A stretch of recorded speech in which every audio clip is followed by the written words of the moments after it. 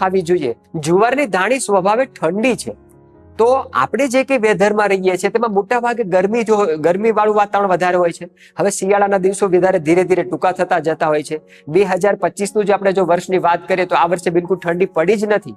તો આપણે જે કે વેધરમાં રહીએ છીએ ધીરે ધીરે ગરમી વધતી જાય છે, તો આપણા ભોજનની અંદર એવું અનાજ હશે જે સ્વભાવે ઠંડુ હશે, તો આપણા શરીરની અંદર પિત્ત સંબંધિત જેટલી પણ સમસ્યાઓ છે, ગરમી સંબંધિત જેટલી પણ સમસ્યાઓ છે તે વધતા તે અટકાવશે। જે લોકો સ્વભાવે પિત્ત નેચરના હોય, ગરમ નેચરના હોય, એસિડિટી જેવી સમસ્યાઓ થતી હોય, જે કોઈ લોકોને યુરિનમાં બળતરા થતી હોય, પેશાબ વગેરેમાં જલન થતી હોય, આવા તમામ લોકો માટે જુવારની દાણી વરદાનરૂપ છે, તેને ભોજનમાં સ્થાન જરૂર આપવું જોઈએ। જે કોઈ લોકો કબજિયાતની સમસ્યાથી પીડાતા હોય, આવા લોકો તો સાંજના ભોજનમાં જુવારની દાણી જરૂર ખાવી જોઈએ।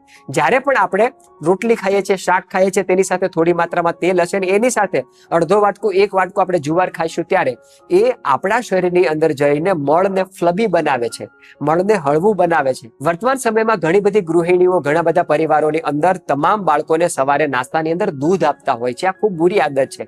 ભૂતકાળમાં આપણે આની ઉપર વિસ્તારથી ચર્ચા કરી ચૂક્યા છે કે સવારમાં સૂર્યોદય થાય ને 10 થી 11 વાગ્યા સુધીનો સમય છે જે કફ દોષનો સમય છે। વાતાવરણ અને શરીરમાં પણ કફ વધારે હોય છે। તમારું જે કે 14 વર્ષથી નાનું બાળક છે તેના શરીરની અંદર પણ ઓલરેડી કફ પ્રધાનતા વધારે છે। એવા સમય દરમિયાન જો તમે બાળકને દૂધ આપો, એના કરતા 1000 ગણું બેટર છે કે બાળકને સવારના નાસ્તામાં જુવારની દાણી આપવી જોઈએ, જેથી કરીને કફને સંતુલિત રાખે છે અને શરદી, ઉધરસ, કફ જેવી સમસ્યાઓને